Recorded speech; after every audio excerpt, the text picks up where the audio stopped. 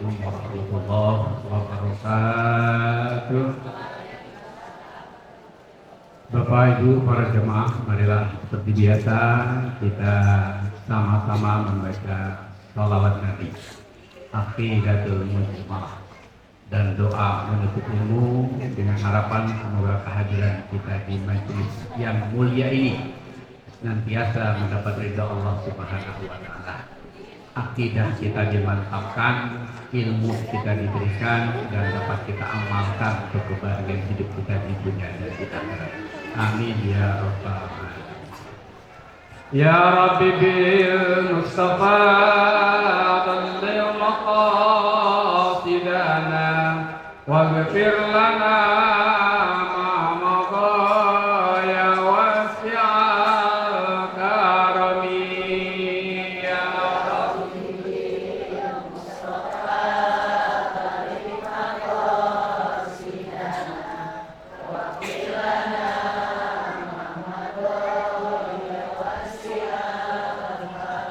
Nabiuna amirun nahi fala ahadun adalla fi qaulillahi minhu wala na'ami. Ya Rabbi Mustafa balligh maqasidana waghfir lana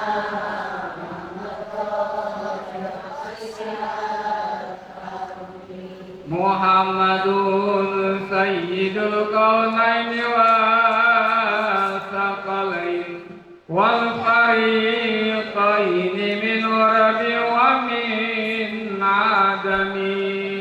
Ya Rabbi Mustafa balligh maqasidana waghfir lana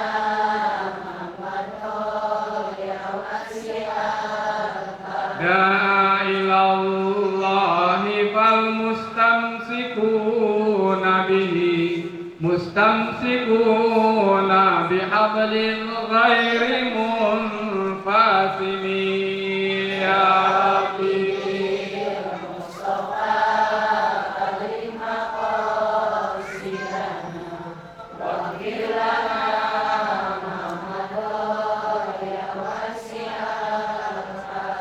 wa kulluhum min rasulillahi multamisum gharafan minal bahari aw rashka minal diyami. Ya Rabbi Mustafa balligh maqasidana waghfir lana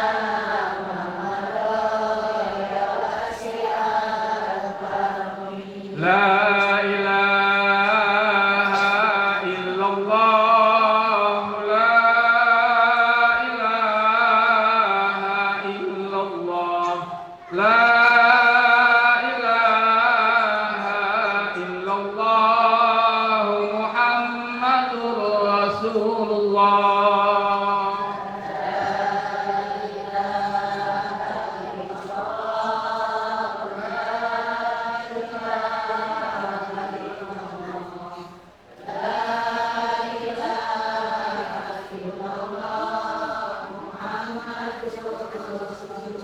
Bismillahirrahmanirrahim. Wa ba'du fa inna walhamdulillahi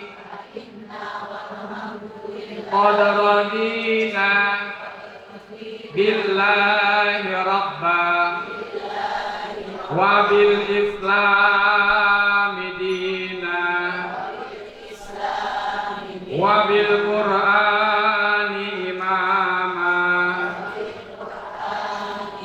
wa bil ka'bati qiblatan wa bil mu'minina ikhwana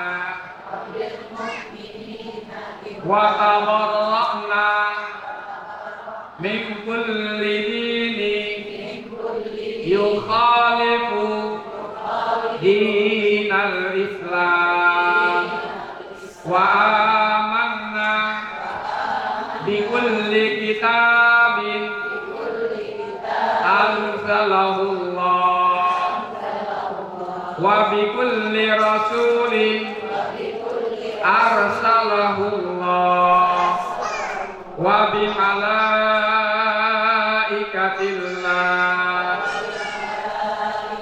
wa bil qadari khairihi wa syarrihi wa bil yaumil akhir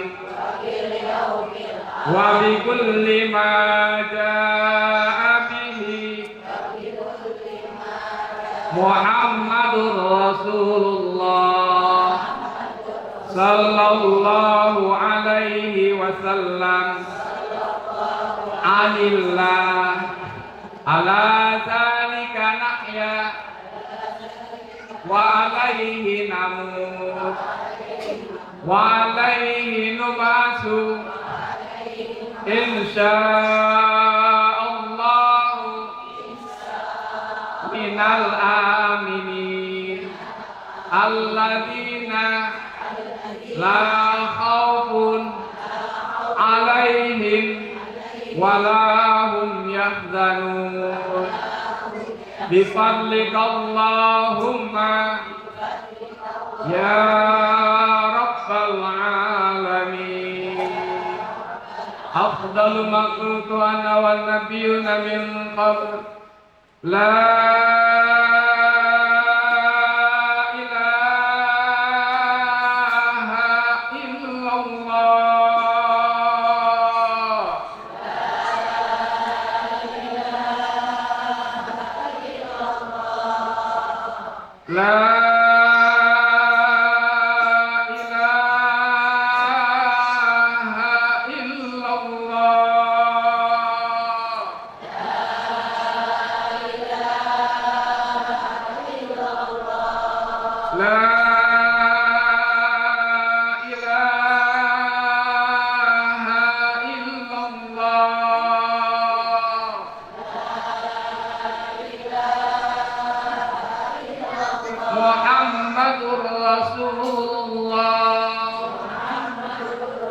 Allahumma salli wa sallim ala sayyidina Muhammadin wa ala ali sayyidina Muhammad waftah lana bihi abwaaba ilmika kama fatahtaha ala anbiyaika wa ulamaika al-mutaqaddimina wal mutaakhirin wansur alaina rahmataka ya dzal jalali wal ikram. Bismillahirrahmanirrahim. Alhamdulillahilladzi waqafa. Wassalatu wassalamu ala sayyidina Muhammadin al-Mustafa wa ala alihi wa sahbihi ahli sidqi wal wafa. Amma ba'du, yang sama-sama kita hormati dan kita muliakan guru kita yang alhamdulillah telah hadir bersama-sama kita, Bapak Dr. Kiai Haji Ahmad Baikandi. Yang sama-sama kita hormati orang tua kita, Ketua Yayasan Pembinaan dan Pendidikan Islam As-Sa'adatul Abadiyah, sekaligus sebagai Ketua Majelis Ta'lim As-Sa'adatul Abadiyah, Bapak Dr. Haji Muhammad Arif MMPD. Yang sama-sama kita hormati Ustaz Khairil Fajri MM yang telah memimpin pembacaan Hizbul Baqarah di awal acara tadi. Juga alhamdulillah telah hadir bersama kita Bapak Agusta Sekel Tanjung Duren Selatan, dua Bapak Ibtu Sutrisno dari Polsek Grogol Petamburan, yang ketiga APK Purnawiran Pak Turun Basar SH ex Kota Polsek Palmerah, yang insya Allah kehadiran kita senantiasa dimuliakan Allah Subhanahu wa Ta'ala. Yang kami hormati pula para asatidz, para guru-guru kami, ketua DKM dan para jemaah, ketua Majelis Ta'lim Bidayatul Mujtahid beserta anggotanya, ketua Majelis Ta'lim kaum ibu yang tergabung dalam IMTA, Ikatan Majelis Taklim kaum ibu Tanjung Duren, beserta jemaahnya, Bapak Ibu hadirin yang insya Allah kita senantiasa dimuliakan Allah Subhanahu wa Ta'ala. Alhamdulillah, pertama-tama mari kita panjatkan puji dan puji secara syukur kita kehadirat Allah Subhanahu wa Ta'ala atas segala limpahan karunia nikmat yang tak terhingga banyak yang senantiasa Allah berikan kepada kita. Yang kalau kita mau ngitung nikmat Allah, tak ada satupun di antara kita sanggup menghitungnya. Wa in ta'uddu nikmatallahi la tuhsuha. Jika kamu akan menghitung nikmat pemberian Allah, tidaklah ada satupun di antara kamu yang mampu menghitungnya karena banyaknya. Wa qalilan min ibadiyas syakur, namun sedikit sekali dari hamba-hambaku yang pandai bersyukur. Namun insya Allah kita hadir di tempat ini sebagai wujud rasa syukur kita. Kita pergunakan nikmat panjang umur, nikmat sehat badan, nikmat waktu luang untuk hadir di majelis yang mulia ini. Karena itu marilah kita awali ta'lim kita dengan membaca Ummul Quran Suratul Fatihah, dengan niat semoga kita yang hadir semua di tempat yang mulia ini senantiasa mendapat ridha dari Allah Subhanahu wa Ta'ala, senantiasa mendapat taufik dan hidayah. Allah kuatkan akidah dan keimanan kita, Allah tambahkan berkahkan ilmu dan harta kita, Allah berikan kemudahan kepada kita buat memahami pelajaran yang akan diberikan oleh guru-guru kita, dan kita mengamalkannya untuk kebahagiaan hidup kita di alam dunia maupun di alam akhirat nanti. Kemudian jika ada dari jemaah kita atau dari anggota keluarga kita yang saat ini sedang sakit, mudah-mudahan Allah angkat penyakitnya, Allah sehatkan kembali badannya. Kalau di antara kita ada yang punya masalah, mudah-mudahan Allah berikan kemudahan untuk menyelesaikan masalah kita. Kita yang punya hutang piutang, Allah berkahkan rezeki kita sehingga kita bisa melunasi hutang piutang kita. Kalau ada anak-anak kita yang sedang menuntut ilmu, Allah berikan kemudahan kepada anak-anak kita untuk dapat menyelesaikan pendidikannya. Ada anak-anak kita yang sudah waktunya berjodoh namun belum ketemu jodohnya. Kita mohon kepada Allah, mudah-mudahan Allah pertemukan jodohnya dengan jodoh yang terbaik menurut pilihan Allah Subhanahu wa Ta'ala. Al-Fatihah.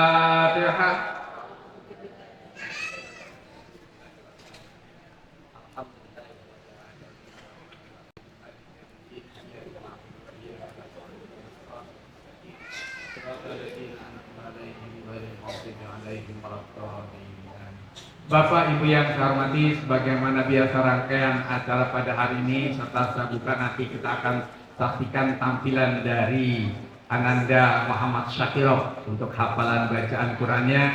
Kemudian yang kedua nanti akan ada sambutan dari Ibtu Sutrisno, perwakilan dari Polsek Grogol Petamburan, sambutan dari Ketua Yayasan As-Sa'adul Abadiyah, dan nanti waktu cukup luas akan kita berikan kesempatan kepada guru kita Ustaz Dr. Anus Kiai Haji Ahmad Baikandi untuk menyampaikan materinya, dan nanti akan diberikan sesi kesempatan tanya jawab buat Bapak dan Ibu untuk bertanya, bukan hanya sekedar persoalan bahasan materi yang disampaikan hari ini, tapi juga masalah-masalah umum dalam kehidupan kita, baik masalah keluarga dan lain sebagainya. Silakan nanti dipertanyakan setelah materi disampaikan. Baik, itu selanjutnya marilah kita sama-sama dengarkan penampilan dari Ananda Muhammad Syakirov untuk menyampaikan hafalan surat Mursalat ayat 1 sampai 50 pada Ananda Syakirov.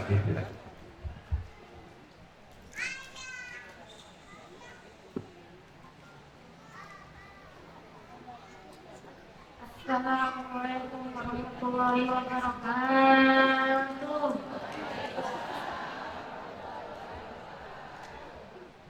A'udzu billahi minasy syaithanir rajim. Bismillahirrahmanirrahim. Wal mursalati urfa, fal asifati asfa, والناشرات نشرا فالفارقات فرقا فالملقيات ذكرا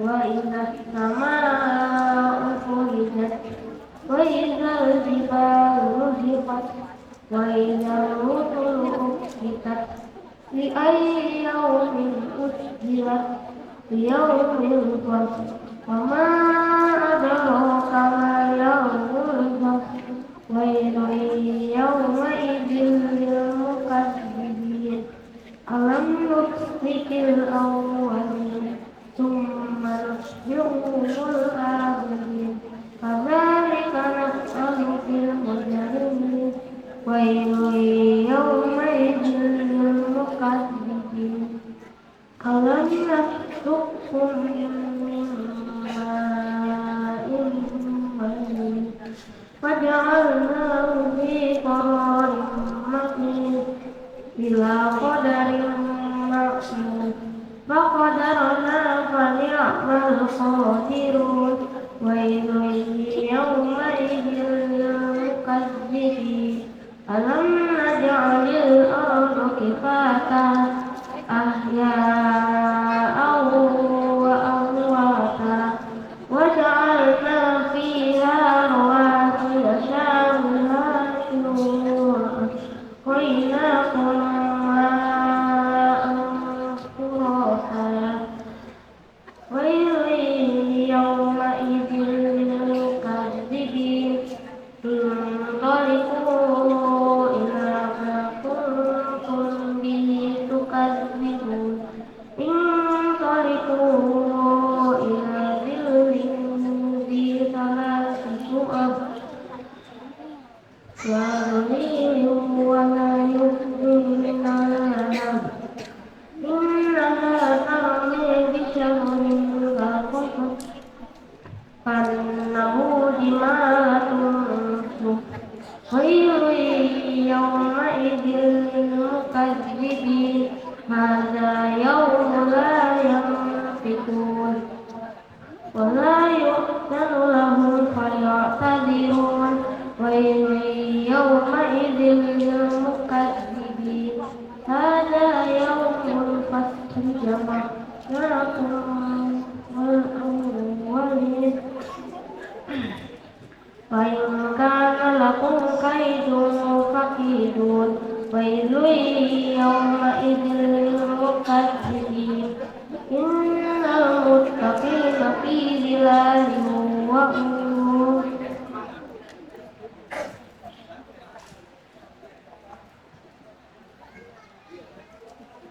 وفواكه مما يشتهون كلوا واشربوا هنيئا بما كنتم تعملون إنا كذلك نجزي المحسنين ويل يومئذ للمكذبين كلوا وتمتعوا قليلا إنكم مجرمون ويل يومئذ للمكذبين وإذا قيل لهم اركعوا لا يركعون ويل يومئذ للمكذبين فبأي حديث بعده يؤمنون صدق الله العظيم. السلام عليكم ورحمة الله وبركاته.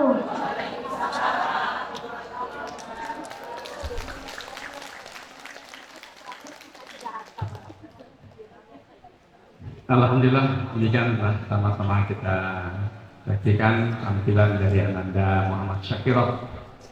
Hafalan surat Mursalat 50 ayat. Alhamdulillah beliau hafal, mudah-mudahan menginspirasi kita semua selaku orang tua untuk kita pun berkeinginan memiliki putra-putri seperti Ananda Syakirov, sehingga beliaulah nanti yang akan memakaikan mahkota orang tuanya di surganya Allah Subhanahu wa taala. Amin ya rabbal. Baik Bapak Ibu, selanjutnya kita akan dengarkan sambutan yang pertama, sambutan dari Bapak Ustaz Sekretaris Kelurahan Tanjung Duren Selatan. Kepada Bapak Gustari, silakan.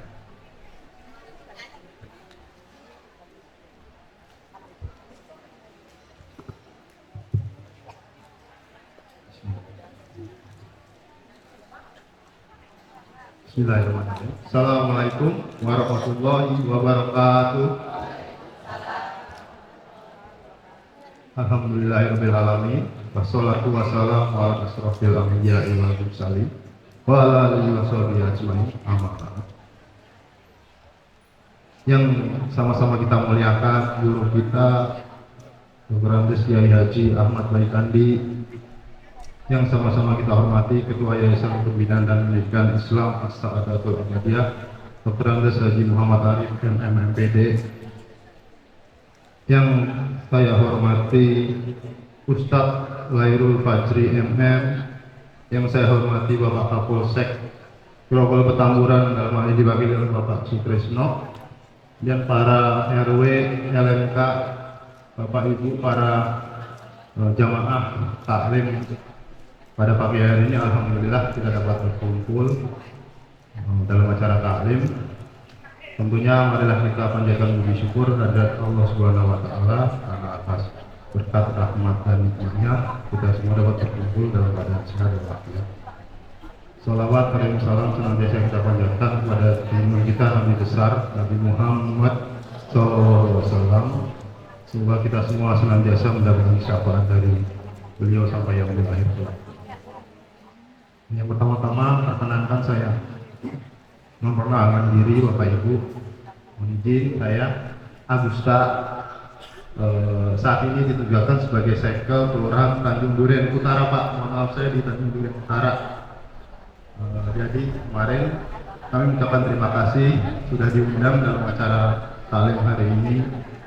Tentunya kami sangat mengapresiasi, Pak, kita dapat bergabung bersilaturahmi dalam acara ini. Selanjutnya permohonan maaf dari Pak Lurah tidak dapat hadir pada kesempatan kali ini karena beliau sedang ada acara juga dalam waktu yang bersamaan. Tentunya harapan kami di pemerintahan kita semua dapat bersilaturahmi lebih erat lagi, menjalin kolaborasi dan bersinergi untuk melaksanakan kegiatan yang bermanfaat bagi umat, khususnya di bidang pendidikan. Nah, acara ini salah satunya yang dapat dilaksanakan.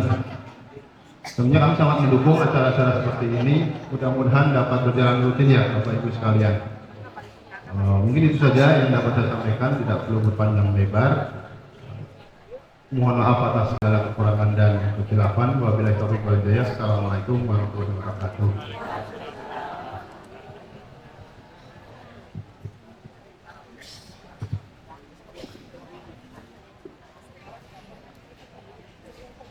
Baik Bapak Ibu, demikian sambutan dari Bapak Agusta, Sekretaris Kelurahan Tanjung Duren Utara.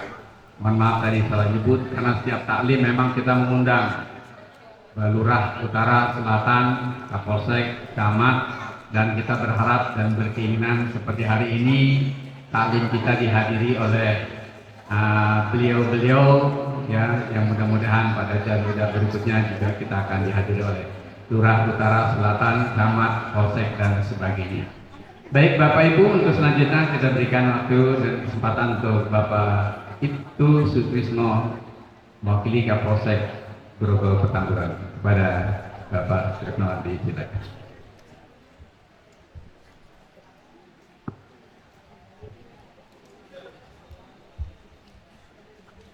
Assalamualaikum warahmatullahi wabarakatuh. Yang saya hormati orang tua kita, guru kita, Dr. Andes Kiai Haji Ahmad Baikandi. Yang saya hormati Kepala Yayasan Dr. Andes Haji Muhammad Arif MMPD. Yang saya hormati Ustadz Lairul Fajri MM, dan senior saya yang sudah mendahului pensiun AKP Purnawirawan Bahrun. Izin Pak, ya Pak. Dan yang saya hormati Ibu Bapak yang tidak bisa saya sebutkan namanya. Pertama-tama kita panjatkan puja dan puji syukur kehadiran Allah Subhanahu wa taala kita telah berkumpul diberikan kesehatan jasmani dan rohani di tempat yang mulia ini. Pertama-tama saya akan memperkenalkan diri. Saya Ibtu Sutrisno, Bu. Bapak. Jabatan saya Kasubnit Intel, Pak. Biasa nggak pernah pakai dinas, Pak. Pak Kiai. Dari ini untung masih ada pakai dinas di Pak Kiai. Saya mewakili Kapolsek, beliau sedang ada kegiatan. Dan saya akan memberikan pesan kepada Ibu Bapak karena sekarang kegiatan yang digalakan adalah polisi adalah bekerja sama dengan masyarakat. Polisi tanpa masyarakat tidak bisa apa-apa. Karena sekarang zaman-zamannya tawuran, Pak. Narkoba, anak SMP, SD aja udah tawuran, Pak. Rawan sekali, Pak. Pokoknya kalau antara dua, Pak. Kalau tawuran, kalau nggak disel, mati, Pak. Kalau dibacok mati, yang ngebacok disel. Itu aja, Pak. Makanya pernah saya ambil, Pak, di Setia Kawan. Saya ambil. Jawabannya cuma satu, Pak, anak itu habis ngebaca orang. Saya nyari jati diri, Pak. Tapi saya itu, Pak, kena narkoba.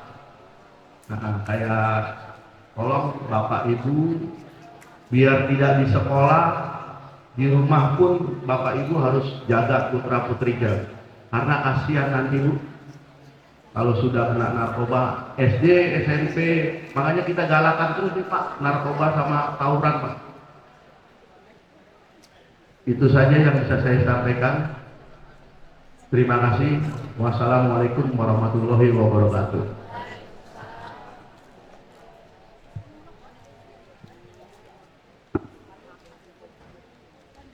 Baik, Bapak Ibu, untuk sambutan terakhir sudah disampaikan oleh orang tua kita, Ketua Yayasan Pembinaan dan Pendidikan Islam As-Sa'adatul Abadiyah, sekaligus sebagai Ketua Majelis Taklim As-Sa'adatul Abadiyah yang terhormat Bapak Dr. Andes Haji Muhammad Arif MM MPD. Kami silakan.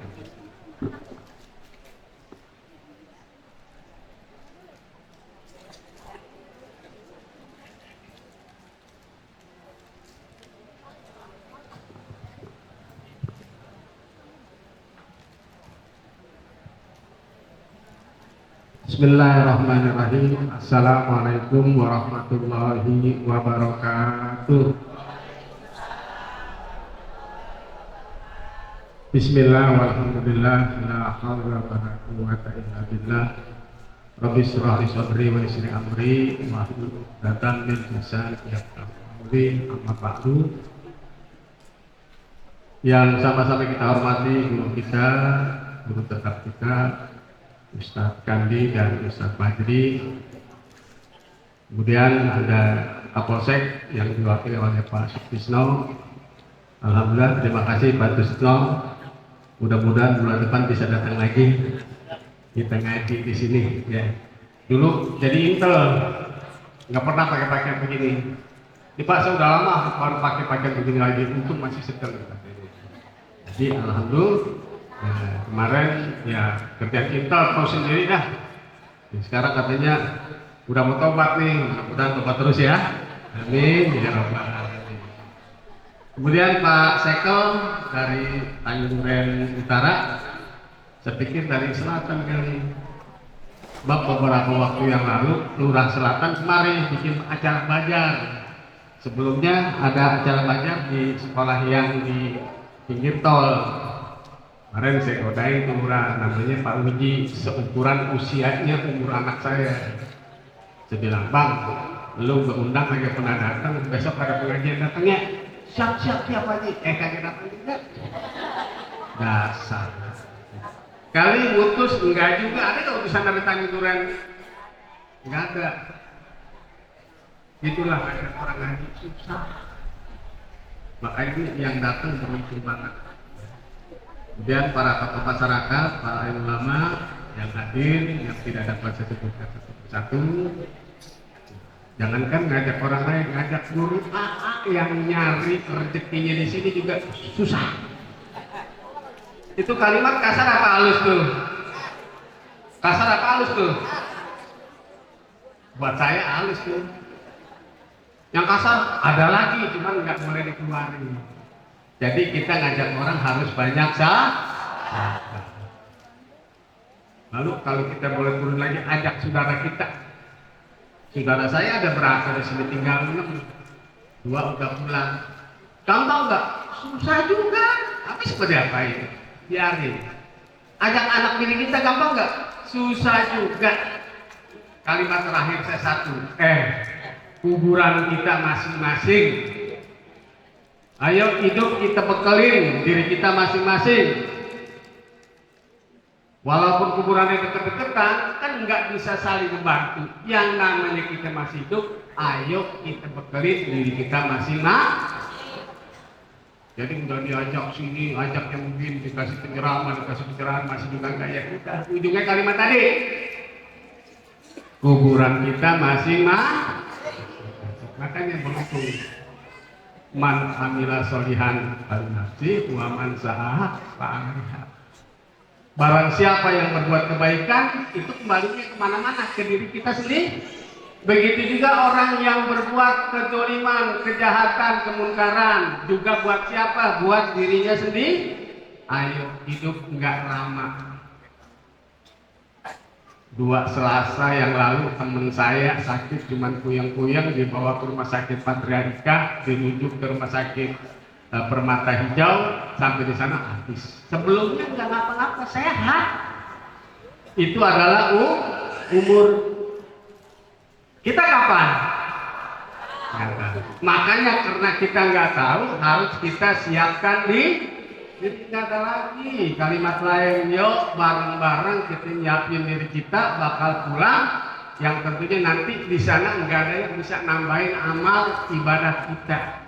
Kecuali apa yang sudah kita lakukan di dunia, itulah yang menjadi hak dan milik kita. Kita kan dikasih waktu sama 24 jam. Tinggal kita pandai-pandai memanfaatkan, menggunakan waktu dengan sebaik-baik bisa. Kalau saya boleh tanya, ibu dari pagi mendusin jam 2, jam 3, yang dilihat apaan? Apaan? Khawatir banget sama HP. Emang tuh HP kalau melusin jam 2, jam 3 enggak dilihatin emang HP. Emang rugi?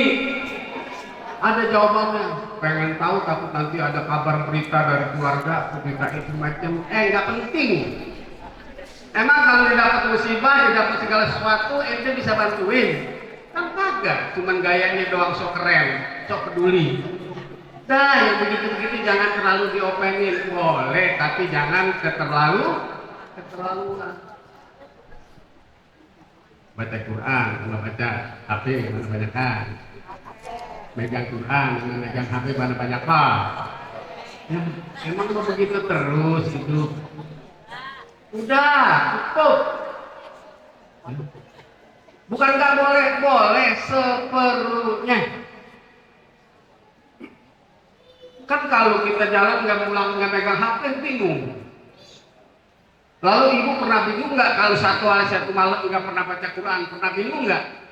Aman-aman aja tuh, itu namanya orang nggak cerdas, alias orang bodoh. Orang pinter bukan profesor, bukan doktor. Orang cerdas, orang pinter, orang yang pandai-pandai menghitung dirinya sejak dia melek sampai tidur lagi, berapa banyak perbuatan-perbuatan yang sudah dilakukan. Hitung, pernah hitung sebelum tidur?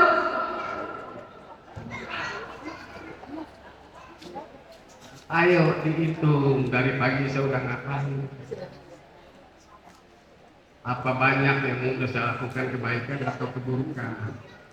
Itu kita kan nggak pernah ngopinin diri kita, mikirin diri kita sampai sebegitu orang mulu yang kita pikirin. Emang orang pikirin kita. Kalimat ini sedikit tapi tajam-tajam nih, ya. Ayo beruntung, ini kalimat jarang keluar. Ini keluarnya setahun mungkin sekali kali, tapi ini apa sebab saya ngelihat yang ngaji hari ini kelihatannya renggang banget. Ya, yang ngaji renggang nggak kira-kira nih? Renggang. Kenapa? Sebabnya apa kira-kira? Ada gempa bumi di sebelah sana? Nggak ada. Ada kebakaran di kampung sana? Kan juga nggak ada. Kenapa jadi begini? Emang begitu kali ya. Jadi kita beruntung yang pada pagi hari ini bisa duduk di sini, bisa dengerin Mau'izatul Hasanah, bisa baca salawat. Insya Allah ini yang bakal mengisi kehidupan kita untuk kita bawa pulang di alam akhirat. Nah, nggak ada kalimat lain. Saya pikir ini jujur aja nih, dari sekian pengajian yang udah jalan, berapa pengajian dari yang baru-baru ini aja deh. Kemarin saya lagi repot ngurusin gitu kan tuh. Ibu lihat lagi ada apaan tuh di monitor? Ada apaan? Kagak paham, tapi kalau udah HP dipototin paham banget, apalagi nonton sinetron. Apal banget dah. Ya. Jadi ada kegiatan kemarin saya lagi ngecor masjid, ada kanopinya dua sisi, ditambah lagi halaman dalamnya tuh saya cor, lalu lagi bikin lapangan buat anak santri yang alhamdulillah sampai saat ini santri kita ada 10 orang yang tinggal di sana, nginep di sana, makan sehari 3 kali, sekolah di sana, kita rawati. Nah untuk ke depan saya lagi siapkan. Nah ini lapangannya nih. Ini lapangannya dicor pakai jayamik tuh. Jadi persiapan bantuan ajaran besok. Nah yang sudah ada itu 10 orang lelaki semua, putra semua. Nah sekarang saya mau ngasih tahu nih, mungkin ada anak ibu, cucu ibu yang mau masuk pondok, silakan dimulai didaftar dari sekarang. Saya terima nggak banyak-banyak, paling 10 sampai 15 orang. Kalau kemarin belum saya umumkan, yang kemarin baru yang mondok, baru anak-anak yang sekolah di sono, kita tawarkan kepada orang tua, paginya dia sekolah di madrasah sanawiyah, pulang dia ke pondok terus sampai malam dia belajar di ngapal, paginya sekolah lagi. Itu baru ada 10 orang. Nah ke depan yang anaknya, yang punya cucu, yang mau mondok, nanti daftar ke Asa Adabul Abadiyah atau suatu waktu main ke Muara Gembong. Baik Bapak Ibu sekalian yang saya hormati, terima kasih bagi yang sudah membantu menyumbang kegiatan masjid di Muara Gembong yang alhamdulillah baru dibilang 50%, 60% udah ada apa belum? Jadi yang gede-gede kerjaannya, yang kasar-kasar udah ngecor-ngecor, alhamdulillah kemarin yang terakhir. Tinggal yang kecil-kecil, perintilan-perintilannya, tapi mahal. Nah yang paling mahal itu kubahnya belum ada. Tahu kubah apa? Kubah yang kayak tutup saji. Di rumah ibu punya tutup saji buat tutupin makanan. Nah itu kubah namanya. Nah yang 4 menara di 4 sisi alhamdulillah sudah. Itu saya udah nanya iseng-iseng buat kubahnya aja, bahannya dari enamel, itu dia nawarin, bikin penawaran 1,2 apaan? Nyebutnya aja ngos-ngosan. Apalagi nyari duit, nggak ada yang susah. Kalau Allah mau bantu, nggak ada yang susah. Saya berbuat dengan keyakinan aja. Mudah-mudahan suatu saat giliran rapi, waktunya rapi juga rapi. Maka itu uang yang setiap bulan bakul keliling itu saya manfaatkan buat pembangunan masjid yang ada di Muara Gembong. Alhamdulillah kemarin dapat 4 juta sekian bulan kemarin. Tahu sekarang dapat berapa ya, orangnya dikit ya. Mudah-mudahan orangnya sedikit ngasihnya pada banyak. Bulan kemarin orangnya banyak dapat 4 juta, sekarang orangnya dikit dapat 8 juta. Amin. Emang cukup diaminin aja. Kalau kagak dirogoh kasih di dompet kan gedean, enggak cukup. Ya. hidup, doa, perjuangan, dan cuan.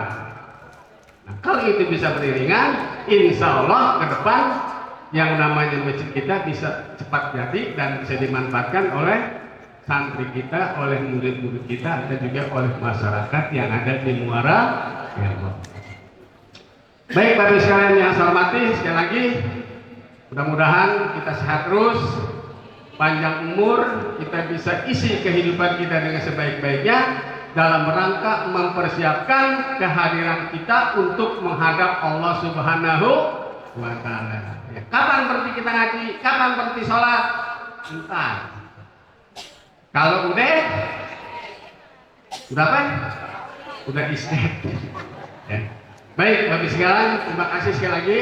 Mudah-mudahan ke depan kita bisa lebih banyak berbuat di sisa umur kita yang tentunya kita tidak tahu, yang tentunya harus kita persiapkan. Yang namanya kematian nggak pernah ada yang tahu, tua muda nggak ukuran. Oh, mau mati pakai sakit dulu juga nggak ukuran. Orang nggak sakit bisa langsung mati. Terima kasih. Mudah-mudahan menjadi cambuk dalam diri kita, khususnya diri saya, bahwa kita suatu saat akan kembali dan akan kita membawa apa yang kita lakukan selama kita hidup di dunia. Mohon maaf sekali lagi. Bila taufiq wal hidayah. Assalamualaikum warahmatullahi wabarakatuh.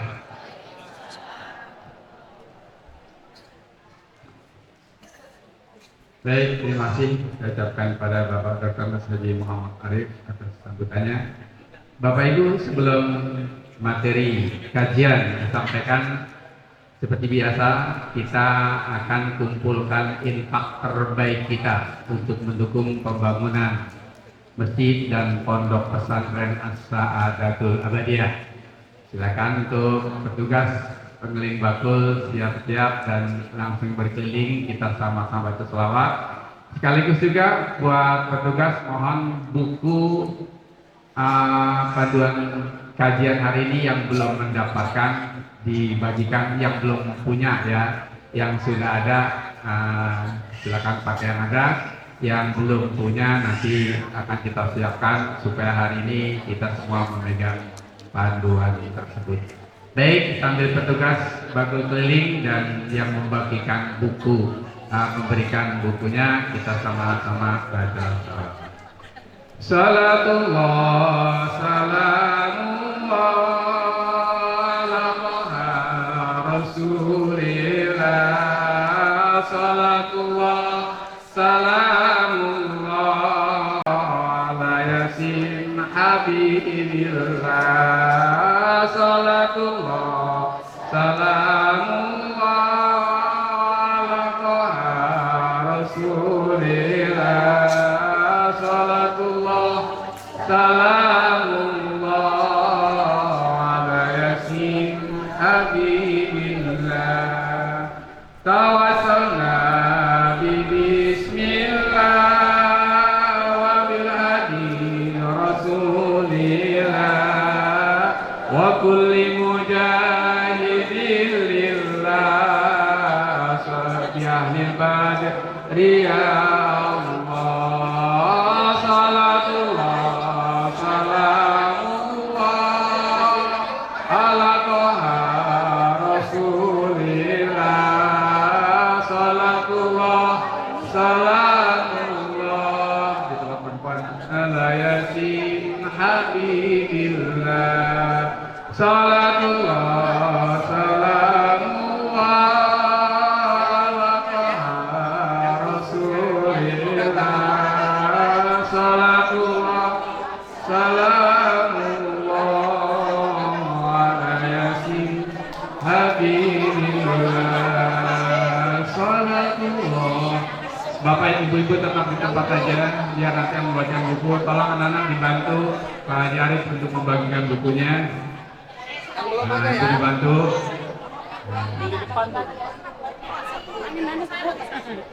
Tolong masyarakat yang belum dapat tunjuk saja tangannya, nanti dibagikan Pak dari belakang.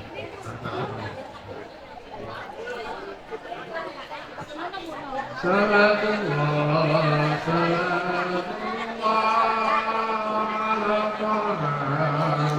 Rasulillah, salatullah, salamullah ala yasin habibillah. Allahumma sholli wa sallim wa barik alaihi. Bapak mau jalan dalam keadaan sebanyak yang belum. Nah, habis. Silakan tunjuk tangannya saja nanti.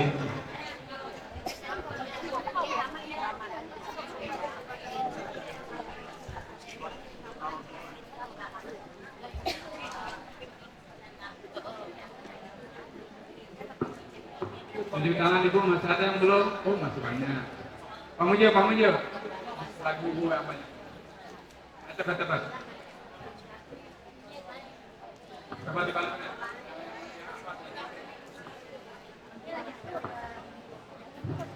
Ya, yang belum sesuai dengan janji saya bulan kemarin di pagi hari ini. Hari ini kalau nggak salah judulnya tentang sholat ya. Sholat. Jadi kalau ngaji yang benar ada kitabnya, Ada kitabnya jadi nggak ngawur. Dan yang diajarin itu kalau boleh kita bilang itu isinya daging semua. Nggak ada kerewetan. Coba sholat yang wajib nggak? Yang bakalan ditanya nanti kalau di alam sono apa dulu yang ditanya? Sholat ayo kemarin bab tohara udah, bab wudu udah, sekarang bab sholat. Nanti bab apa lagi? Ini adalah kerjaan ibadah kita dalam keseharian kita, ya. Jadi ayo kita simak dengan baik. Cuman kalau habis ngaji kitabnya dibawa pulang. Jangan ada yang ditinggal, mentang-mentang agak beli ditinggal. Jangan ya, dibaca di rumah kan. Baik Bapak Ibu, untuk selanjutnya kita sama-sama dengarkan, simak, pahami kajian kitab yang akan disampaikan oleh guru kita Ustaz Dr. Kiai Haji Ahmad Baikandi yang hari ini akan menyampaikan bahasan tentang kesempurnaan sholat berdasarkan syariat. Kitabnya sudah ada di tangan ibu-ibu, yang kuning dibuka di halaman 11, pasal sholat, tentang sholat. 40 menit nanti Ustaz kita menyampaikan materinya, berarti jam 9 tepat nanti akan dibuka sesi tanya jawab selama 30 menit. Setengah 10 selesai. Sepakat? Sanggup sampai setengah 10? Oke, kita dengarkan baik-baik materi yang akan disampaikan tentang babus sholat oleh guru kita Ustaz Dr. Kiai Haji Ahmad Baikandi. Dan mulai dari sekarang persiapkan pertanyaan-pertanyaan terkait dengan permasalahan-permasalahan, baik terkait dengan masalah sholat ataupun masalah-masalah secara umum yang kita hadapi dalam kehidupan keseharian kita. Kepada kita Ustaz Dr. Kiai Haji Ahmad Baikandi, disilakan.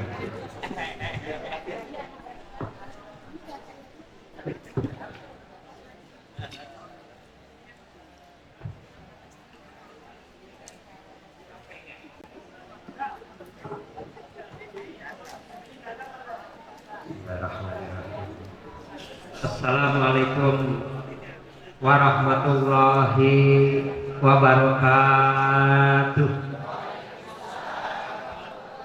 Innal hamdalillah nahmaduhu wa nasta'inuhu wa nastaghfiruh wa na'udzu billahi min syururi anfusina wa min sayyiati a'malina.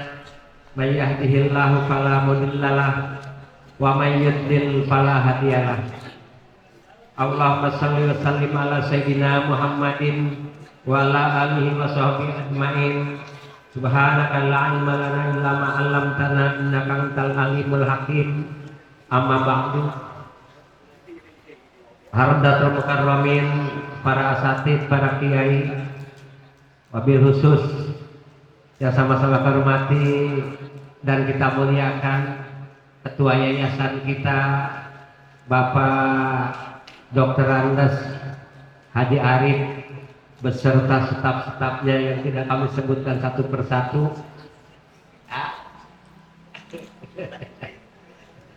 Mengingat banyak dan termasuk seluruh kepala sekolah SMK Asadatul Abadiyah dan para guru-gurunya yang saya hormati dan saya muliakan, dan yang saya hormati dan saya muliakan Bapak Kiai Haji Irhas Sobirin, Bapak Ustadz Khairul Fajri, Bapak Ustadz Haji Dr. Yul Rijal, dan para asatidz lain yang sama saya hormati, dan yang sama saya hormati Bapak Agustat sebagai Sektel Tanjung Duren Utara. Saya hormati Bapak Aibtu atau Bapak Intelijen Bapak Sutrisno. Alhamdulillah beliau bisa hadir. Mudah-mudahan Allah berikan keistiqomahan kepada beliau. Yang sama-sama hormati AKP APK Purnawiran Bapak Bahrun Basit SH, dan sama-sama hormati pengatur acara dan pemindah acara yaitu Bapak Ustadz Junaidi, Bapak RW, dan yang lain-lainnya, dan beberapa perwakilan dan bapak masjid dan musola yang kita sebutkan satu persatu, tapi tidak mengurangi rasa takrim dan takjil. Para ibu-ibu, para hadirin hadirat yang dirahmati Allah Subhanahu wa taala, insya Allah kajian kita pada pagi ini hari yaitu kitab tentang sholat. Tapi sebelum kita kajian tentang kitab sholat, ada usulan, alangkah baiknya disinggung juga masalah tayamum.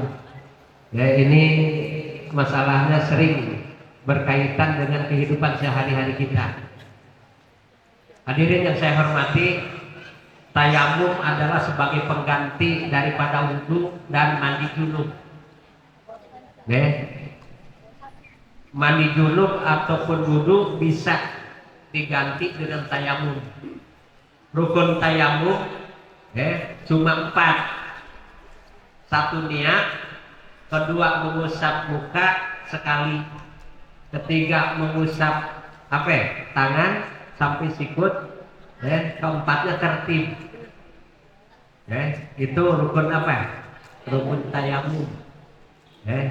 Alat tayamum itu menurut Imam Syafi'i cuma 1, yaitu harus dengan debu. Tanah yang berbentuk yang berjenis debu. Tidak sah kalau tayamum dengan tanahnya yang lengket. Yang yang lengket. Kalau lengket itu buka jadi melepotan. Kagak boleh. Jadi harus yang berdebu. Bahkan yang berdebu pun seandainya itu nempel nempel di tangan, sunahnya itu harus dibentuk dulu. Gitu. Itu rukun rukun tayamum. Yang menyebabkan orang tayamum itu ada beberapa persoalan. Yang pertama, karena tidak ada air. Sudah air dicari kemana-mana kagak ada. Baik di dalam perjalanan maupun dalam mukim, nggak kemana-mana. Nyari air kagak ketemu. Itu udah dicari kagak ada. 1, karena nggak ada air. Atau ada air, cuma hanya bisa untuk masak dan minum doang. Cuma cukup untuk masak dan minum. Itu pun harus tayamum. Itu alasannya yang berapa? Yang pertama. Alasan yang kedua dikarenakan sakit. Karena sakit, baik sakit badan demam, atau sakit bagian anggota tubuh, atau bagian anggota wudhu yang tidak boleh tersentuh oleh air, maka wajib wajib tayamum. Itu yang kedua. Dikarenakan Dikarenakan sakit. Kalau mandi, akan memperparah sakit kita. Atau karena wudhu, anggota wudhu itu yang luka, yang sakit akan memperlambat kesembuhannya. Maka boleh bertayamum. Yang ketiga, ada anggota wudhu yang tidak bisa disentuh dengan air. Dikarenakan apa? Karena di anggota wudhu baik tangan, kaki atau muka ada sesuatu yang nempel. Yang nempel itu bisa berbentuk perban ataupun berbentuk apa ya? Tensoplas. Barangkali di mana? Di tangan kena tensoplas. Atau di muka terkena apa ya? Tensoplas. Yang menutupi ya kan, sehingga tidak sempurnanya wudhu kita. Maka semua itu ketiga ini, maka kita harus bertayamum. Paham nih? Jadi kalau sakit jangan memaksakan. Lagi demam berhubungan intim dengan suami. Padahal lagi apa tuh? Lagi demam. Selesai harus mandi kan? Dikarenakan lagi demam, menurut kedokteran kagak boleh kena air. Nggak boleh kena apa? Air, jangan maksain. Maka cukup dengan bertayamum. Sah. Nggak usah mandi, nggak usah. Gitu.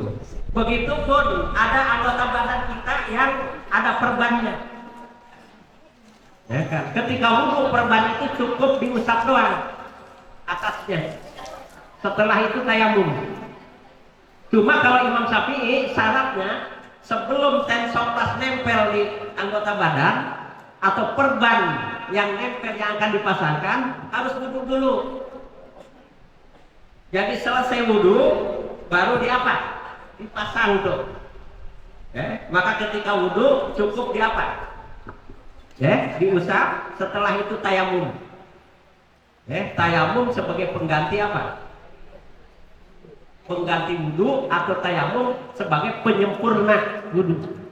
Kalau yang tadi kalau badan demam, ya kan, atau air sama sekali nggak ada, berarti tayamum pengganti daripada wudhu. Termasuk tayamum pengganti daripada mandi besar. Ada juga tayamum sebagai pelengkap. Karena wudhunya kagak sempurna. Kenapa nggak sempurna?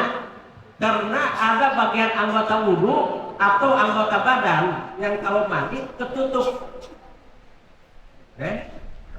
Maka untuk melengkapi wudhu ataupun mandi, yang sebagian itu tertutup oleh perban, tertutup oleh tensoplas dan sebagainya, ya kan?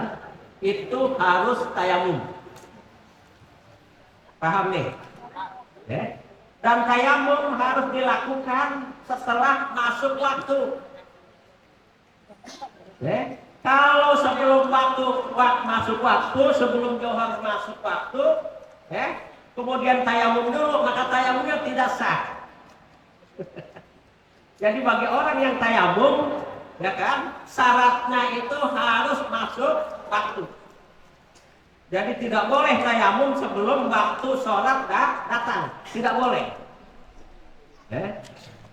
Itu yang pertama. Yang kedua, tayamum itu hanya digunakan untuk satu waktu doang. Tidak boleh digunakan untuk dua waktu. Seumpama sholat Johor dijamak dengan sholat asar. Atau sholat Johornya di penghujung waktu, menggunakan tayamum. Pas begitu waktu asar, sudah datang, sudah masuk waktu asar, belum batal, tetap tidak boleh. Dengan satu tayamum untuk dua sholat fardu, baik secara dijamak, kalau jamak selesai kita sholat Johor dengan satu tayamum, mau sholat asar tayamum lagi, harus begitu. Beda dengan wudhu. Kalau wudhu rasa bodoh, mau wudhunya jam 10 sampai jam 1 atau jam 12 belum batal. boleh sholat dengan satu wudhu. Tapi kalau tayamum syaratnya harus masuk waktu dulu. Sebelum masuk waktu tidak boleh. Yang kedua hanya berlaku untuk satu kali fardu. Kalau untuk sunnah mau dengan berbagai macam sunnah nggak ada masalah. Dengan satu tayamum. Tapi wudhu tayamum dengan satu fardu ya kan tidak boleh untuk yang kedua. Bagaimana kalau fardu dengan sunnah? Boleh. Sebelum sholat zuhur qobliyah dulu dengan tayamum. Setelah sholat zuhur kemudian ba'diyah zuhur boleh. Jadi kalau untuk sholat sunnah walaupun berulang-ulang nggak ada masalah dengan satu tayamum. Tapi untuk apa? Untuk fardu ya kan hanya satu kali. Untuk yang kedua kalinya harus tayamum lagi. Batalnya tayamum. Semua yang membatalkan wudhu maka tayamum batal. Tayamum batal. Yang kedua, bagi orang yang tidak ada air, karena nggak ada air, akhirnya bertayamum. Ketika air ada maka batal tayamumnya. Selesai kita tayamum ternyata orang berteriak, ada air, batal tuh. Batal tayamumnya. Jadi harus apa? Harus wudhu. Dan itu kalau terjadi sebelum sholat. Sebelum sholat, kita tayamum, kemudian ternyata air ada, maka batal. Bagaimana di tengah-tengah sholat? Lagi dapat 2 rakaat ternyata hujan gede. Atau di tangki ada orang bawa air, batal kagak. Kalau di tengah-tengah sholat silakan teruskan. Kalau di tengah-tengah sholat, yang batal itu kalau sebelum sholat ada air maka batal tayamumnya. Paham? Itu yang berkaitan dengan tayamum. Jadi kalau bapak-bapak, ibu-ibu ada anggota badan yang luka mau dipasang perban maupun dipasang tensoplas walaupun sedikit harus wudhu dulu. Serta selesai wudhu baru pasang. Nah, ketika wudhu ya kan, yang terkena perban atau tensoplas cukup diusap aja. Ketika wudhu. Nah, setelah itu baru tayamum. Kalau tidak begitu sholatnya tidak sah. Sholatnya tidak apa? Sering terjadi pada kita. Itu sekilas yang berkaitan dengan tayamum. Kalau ada persoalan yang perlu ditanyakan silakan. Kita sekarang membahas masalah sholat. Sering kita melaksanakan sholat dan sering kita ngomong sholat. Saya tanya, pengertian sholat itu apa ibu-ibu? Apa definisi sholat? Sering kita ngomong, yuk kita sholat. Benar? Saya tanya, sholat itu apa? Arti sholat, pengertiannya, definisinya. Kadang-kadang kita sering kita ngomong, tapi pengertian yang sebenarnya kagak tahu. Ada yang tahu ibu-ibu?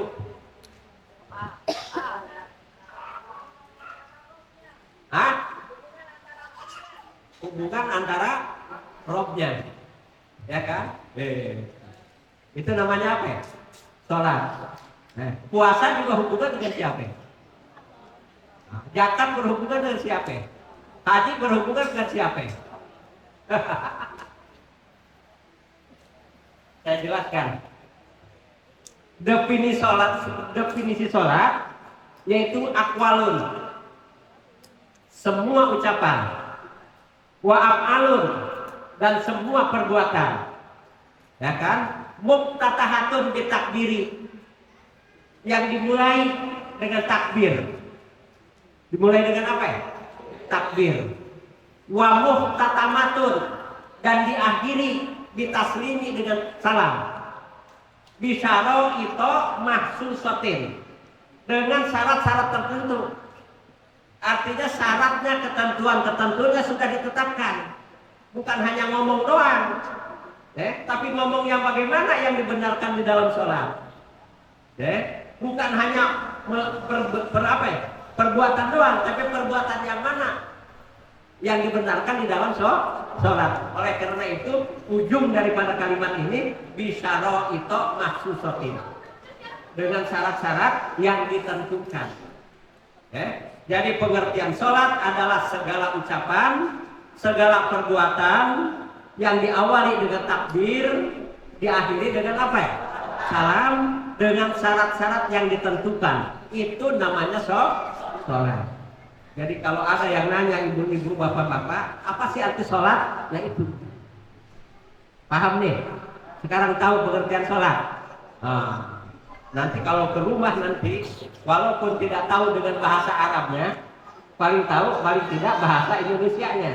Jadi segala ucapan dan perbuatan yang diawali dengan takbir, diakhiri dengan salam, dengan syarat-syarat yang ditentukan. Itu pengertian sholat. Jadi sebelum membahas masalah, kita harus tahu dulu istilahnya. Jangan kita ngomong aja panjang lebar, ya kan? Sementara pengertiannya kagak tahu. Ya, sering dijelaskan oleh para ustadz ini. Sering kagak? Ya, insya Allah mulai dari sekarang kita. Jadi kita harus sholati halaman 11. Kita langsung nih. As-sholatul mafrudatu, sholat yang diwajibkan itu khamsun, yaitu ada 5. Pertama az-zuhru, yaitu sholat apa? Zuhur. Wa awal waktiha, awal daripada sholat zuhur. Kita harus tahu walaupun kita enggak pegang HP, walaupun kita enggak pegang HP, jam tangan, ya kan? Itu. Yang dilihat adalah gejala alam. Barangkali para hadirin, ya kan, terisolasi nanti atau tersesat di suatu tempat, jam tangan kagak kagak pegang, HP apalagi. Nah, harus tahu. Jadi awal waktu sholat itu ad-zuhur zawalus syamsi, yaitu ketika tergelincir matahari. Matahari pas begitu ada di tengah-tengah, tengah-tengah ubun kita, berarti bayangan nggak ada. Kalau matahari di tengah-tengah kita, bayangan kagak kelihatan. Ya, di situ belum ada kewajiban sholat. Walaupun sudah di apa? Sudah di tengah. Ketika matahari itu melenceng ke arah barat sedikit aja, walaupun sedikit, nah di situ namanya zawal. Di situ mulai waktu sholat zuhur ada. Nanti bapak-bapak, ibu-ibu jangan pegang apa ya? Jangan pegang HP, ya kan? Kita datang ke suatu tempat, gimana kita ingin tahu, membuktikan sholat zuhur dimulainya kapan? Nah itu, ketika matahari bergerak tergelincir ke arah barat sedikit aja, di situ mulai adanya waktu sholat zuhur. Wa akhiruhu, dan akhirnya sholat zuhur itu habis waktunya kapan? Yaitu zillu kulli syai'in mislahu, ba'da zillir zawali, yaitu bayangan setiap benda itu sama dengan bendanya. Kalau kita pegang tongkatnya itu tingginya, ya itu 1 meter, tingginya 1 meter, atau benda apapun yang tingginya kira-kira ada yang 1/2 meter, ya kan? Bila mana bayangan dari benda itu sama panjangnya dengan tingginya tongkat, waktu zuhur habis. Jadi maaf Pak Polisi, barangkali lagi tugas kemana nih, keluar lagi nyelidiki, ada orang masuknya ke hutan. Pas begitu di hutan, ya kan, jam tangannya error. HP kasusnya habis. Ya kan? Bagaimana cara menentukan waktu johor? Ya, kita lihat ke atas. Ada matahari tergelincir sedikit, waktu johor sudah. Ya kan? Bila mana habis waktu johor, kebetulan ada apa? Ada pulpen, kita pulpen diriin. Ya. Kalau tingginya pulpen dengan tinggi bayangannya itu sama, waktu johor habis. Waktu johor. Ya. Wal asru, sedangkan waktu asar, wa awal waktiha az-ziyadatu ala zilil misri. Waktu asar itu waktunya adalah adanya kelebihan dari tingginya bayangan dengan bendanya. Kalau bendanya 1 meter, ya kan, bayangannya 1 meter lebih sedikit, bayangannya lebih 1 meter sedikit lebihnya, waktu asar sudah masuk. Ya. Kalau bayangannya itu masih sama dengan bendanya, yaitu sama-sama 1 meter, waktu asar belum ada, tapi waktu johor sudah apa? Sudah habis. Kita tunggu sebentar. Bila mana ada lebih hanya sedikit, ya kan, bayangan dari bendanya itu berarti sholat johor habis, ya kan, tidak boleh, dan sholat asar sudah apa? Sudah. Ya, itu. Wa akhiruhu, dan akhirnya waktu sholat asar bihtiari lazim misliya ini, yaitu waktu ikhtiar. Waktu ikhtiar itu waktu masih senggang. Bila mana bayangan itu 2 kali lipat daripada bendanya. Jadi kalau bendanya tingginya 1 meter, ya kan, bayangannya 2 meter. Ya kan, itu waktu ikhtiar. Waktu apa? Ikhtiar. Jadi masih ada kesempatan yang masih apa? Masih agak lamaan dikit untuk melakukan sholat apa? Asar. Gitu. Kemudian wafil jawazi ila ghurubi syamsi. Ya kan? Boleh melakukan sholat asar, tapi sangat mepet bener. Sangat mepet. Ya kan? Dari bayangan ini 2 kali lipat dari bendanya, kemudian sampai terbenam matahari. Jadi antara 2 meter dari ketinggian apa? Tongkat, ya kan, sampai terbenam matahari, ya, jarak itu adalah jarak yang mepet. Jarak yang apa? Yang mepet. Ya, masih boleh sholat sholat asar, boleh, cuma mepet. Ya, kalau kelewatan malah, kalau pas begitu sholat di tengah-tengah sholat matahari terbenam, berarti waktu asar habis. Ini yang diancam oleh Allah. Fawailul lil musallin. Ya, celakalah orang yang apa? Melalaikan sholat. Jadi orang yang melalaikan sholat, sholatnya selalu di apa? Di akhir waktu. Udah mepet aja, baru apa? Baru sholat. Sering begitu, itu diancam oleh Allah. Walaupun rajin sholatnya, tapi gitu mulu. Sholat subuhnya siang mulu, udah mepet, baru apa? Sholat subuh. Diancam oleh Allah dengan neraka apa? Neraka wel. Mudah-mudahan kita semua tidak termasuk orang yang sholatnya di awal waktu. Di awal waktu itu yang paling apa? Paling afdol. Pas begitu berkumandang azan sudah punya wudhu kita. Wudhunya di rumah. Kalau bagi siapa? Laki-laki. Kalau perempuan, ibu-ibu jangan sholatnya di mana? Di masjid. Afdolnya di rumah. Ibu-ibu paling afdol sholatnya di rumah daripada di mana? Di masjid. Kalau bapak-bapak itu harus di masjid, jangan di rumah. Kalau ada bapak pemas sholatnya di rumah, kasih kena dia.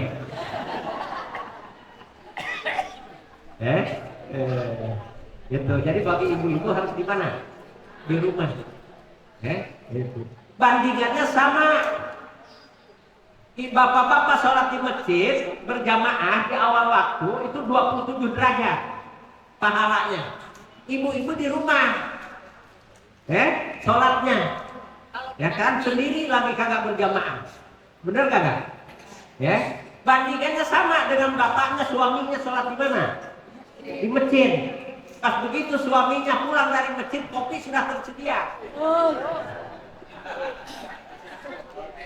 Senang nggak? Senang suami. Pahalanya itu sama dengan 27 derajat. Ya, nanti awas ibu-ibu nih. Ya, yang penting nyenengin suami. Suami seneng. Suami pulang capek-capek, ya, dari kerja, buka pintu, ya, kasih senyum sama siapa? Suami itu pahalanya gede.